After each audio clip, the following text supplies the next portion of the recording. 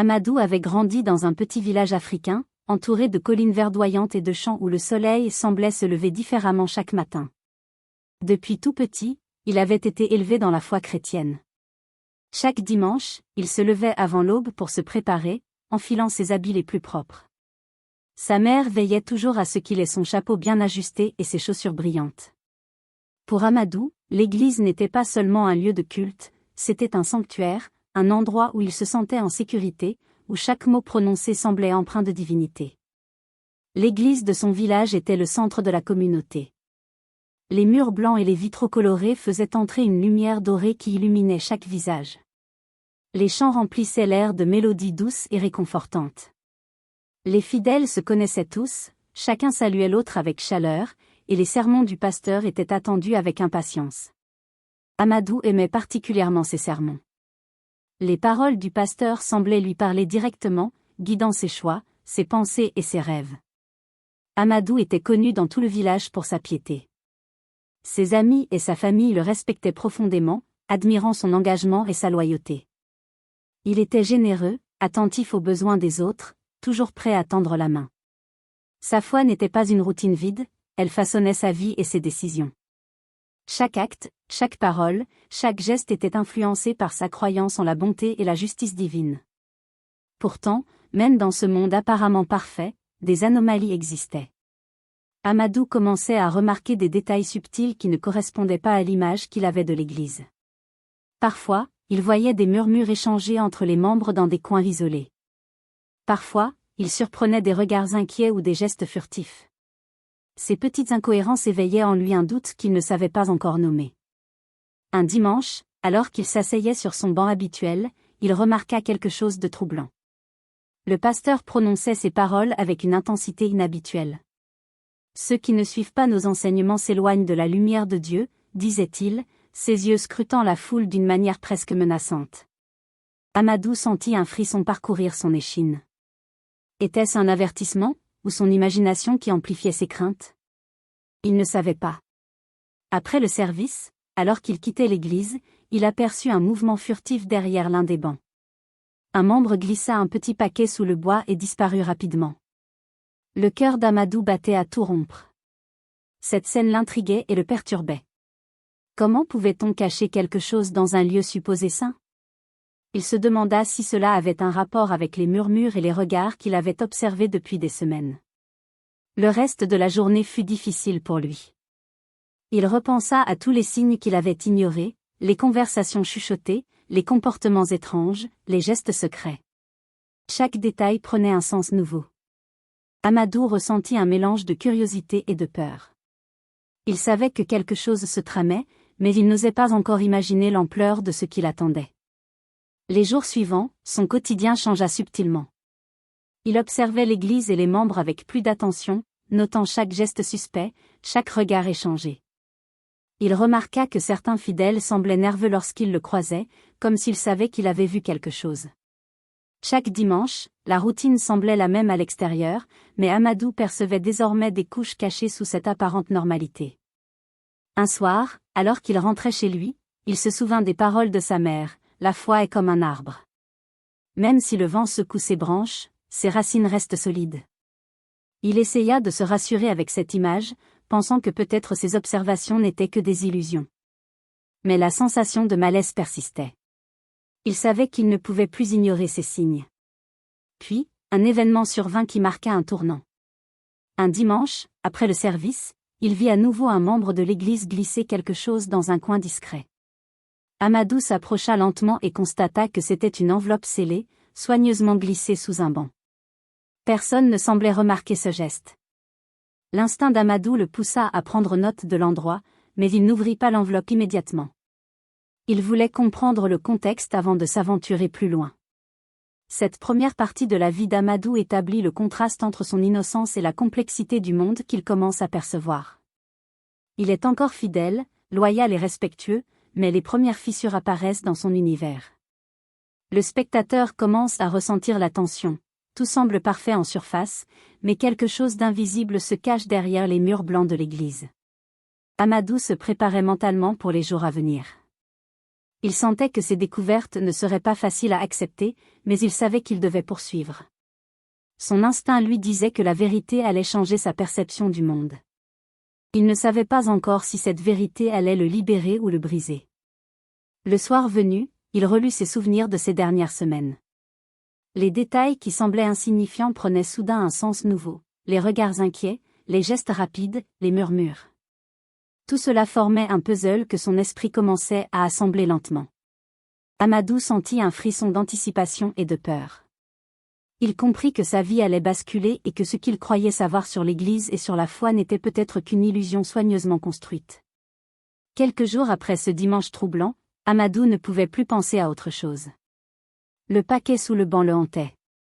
Ses nuits étaient agitées, remplies de questions et d'images fugaces, des regards furtifs, des documents échangés à la hâte, des gestes rapides et inquiétants. Son esprit commençait à assembler des hypothèses, et si certains membres de l'Église avaient des secrets? Et si le pasteur n'était pas l'homme de Dieu qu'il croyait connaître depuis toujours? Ce dimanche-là, Amadou décida de rester après le service, sous prétexte de prier. L'église s'était vidée peu à peu. La lumière des vitraux peignait les bancs d'un jaune orangé, et le silence semblait peser plus lourd que d'habitude. Amadou marcha doucement le long du couloir menant aux salles annexes. Il entendit des murmures étouffés. Curieux, il s'approcha d'une porte entr'ouverte. Derrière celle-ci, il vit plusieurs membres rassemblés, échangeant des documents et parlant à voix basse. Les visages étaient sérieux, presque effrayés. Certains jetaient des regards rapides derrière eux pour vérifier que personne ne les voyait. Amadou sentit son cœur battre plus fort. Il était fasciné et effrayé à la fois. Ce qu'il voyait ne ressemblait en rien à la sincérité et à la pureté qu'il avait toujours associées à l'Église. Les documents semblaient détailler des transactions financières et des informations personnelles sur les fidèles. Les membres semblaient nerveux, mais tout était fait avec une précision calculée. Il comprit alors que ce n'était pas un simple malentendu, mais une action organisée et délibérée. Après ce premier choc, Amadou voulut en savoir davantage. Il commença à observer discrètement, à prendre des notes mentalement, à mémoriser chaque détail.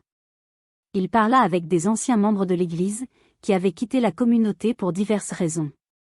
Certains lui racontèrent des histoires de dons financiers détournés, de pression psychologique et de manipulation sur des familles entières.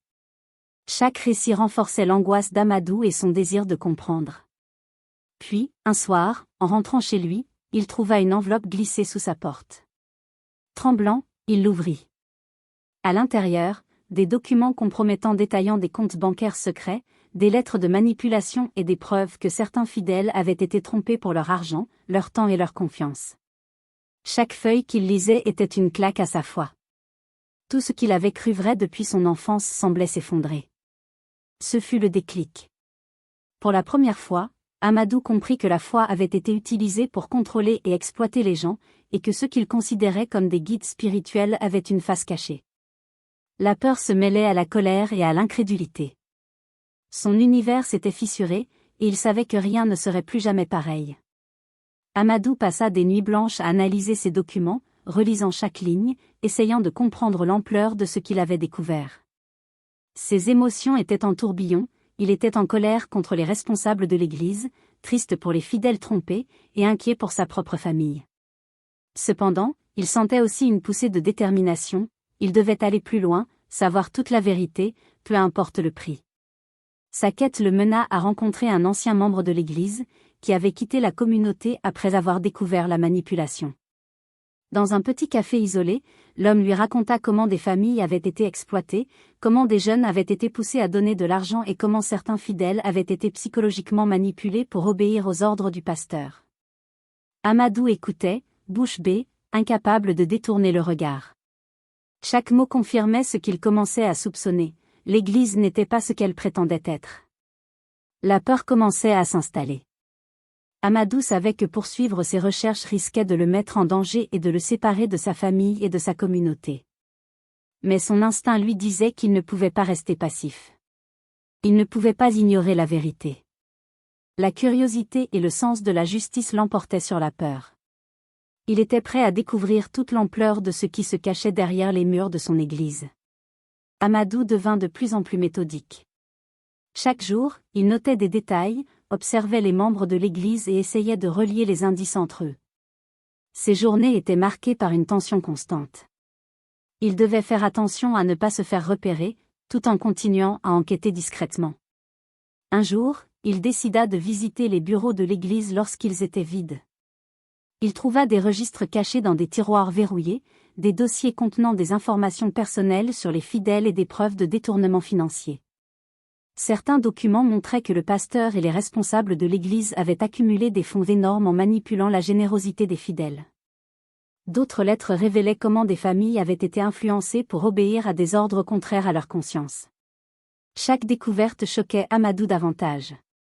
Il se rendit compte que la manipulation n'était pas seulement financière, mais aussi psychologique. Des fidèles avaient été poussés à prendre des décisions contre leur volonté, certains avaient été isolés de leurs proches, et d'autres avaient subi des pressions pour rester silencieux. La foi, qui devait être un refuge, était devenue une arme pour contrôler et exploiter. Amadou était déchiré. Il aimait sa foi, mais il ne pouvait plus ignorer ces vérités terrifiantes. Il passa des jours à parler avec d'anciens membres, à recueillir des témoignages et à relier chaque preuve. Les récits étaient bouleversants, des familles brisées, des jeunes manipulés, des fidèles poussés à donner de l'argent ou à obéir aveuglément. Chaque histoire confirmait que ce qu'il voyait n'était pas une anomalie isolée, mais un système organisé et froid. La tension intérieure d'Amadou atteignit son paroxysme lorsqu'il découvrit un dossier contenant des preuves directes de manipulation psychologique sur des membres vulnérables. Certaines personnes avaient été influencées à prendre des décisions irréversibles, comme vendre leurs biens, quitter leur famille ou suivre des ordres absurdes sous prétexte de la foi. Amadou ressentit une colère intense, mélangée à la tristesse et à l'injustice. À ce moment, il comprit que sa mission ne se limitait plus à comprendre. Il devait agir. Il ne pouvait pas laisser ces injustices continuer. Mais comment dénoncer ces actions sans se mettre en danger lui-même ? Comment affronter ceux qui contrôlaient une communauté entière ? Ces questions le tourmentaient, mais il savait qu'il ne pouvait plus reculer. Amadou se retrouvait désormais face à un dilemme terrible. Devait-il rester fidèle à sa communauté et fermer les yeux, ou suivre sa conscience et exposer la vérité, même si cela signifiait perdre tout ce qu'il connaissait ? Sa famille et ses amis commencèrent à remarquer son changement d'attitude. Ils le questionnaient, tentaient de le convaincre de rester silencieux. Certains le menaçaient subtilement, d'autres l'imploraient de ne pas divulguer ce qu'il savait. Amadou se sentait seul. Il aimait sa famille et sa communauté, mais il ne pouvait pas trahir sa conscience. Les nuits étaient longues et agitées. Amadou se demandait s'il devait continuer ses recherches ou abandonner. Chaque décision semblait lourde de conséquences. La peur de perdre sa foi, ses proches et sa sécurité se mêlaient à la colère et à la détermination. Il savait que dénoncer la vérité bouleverserait sa vie, mais rester silencieux le rendrait complice. Après de longues réflexions, il décida de continuer. Il devait connaître toute l'étendue de la manipulation et trouver un moyen de révéler ces injustices de manière sûre. Le dilemme moral et émotionnel d'Amadou rend l'histoire captivante. Le spectateur ressent son angoisse et se pose les mêmes questions. Finalement, Amadou prit sa décision. Il quitta l'église, mais avant de partir, il documenta soigneusement toutes ses découvertes. Il rassembla les preuves, les témoignages et les documents, conscient que sa vie allait changer à jamais.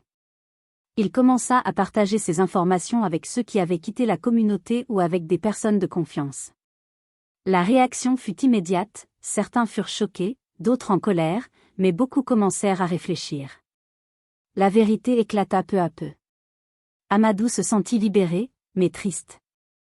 Il avait perdu sa communauté, mais il avait retrouvé sa liberté et sa conscience. La foi qu'il avait connue avait été manipulée, mais il comprit qu'il pouvait encore croire en la justice et en la vérité. Son univers avait changé, mais il avait grandi. Il savait maintenant qu'il fallait chercher la vérité, même si cela bouleverse nos certitudes. Le message final de l'histoire est clair, certaines institutions religieuses ne sont pas ce qu'elles semblent être. La vigilance, la curiosité et la conscience personnelle sont essentielles pour ne pas se laisser manipuler. Amadou, transformé par cette expérience, regardait l'horizon avec un mélange de tristesse et d'espoir. Il savait que sa vie ne serait plus jamais la même, mais il était prêt à affronter l'avenir avec courage et lucidité.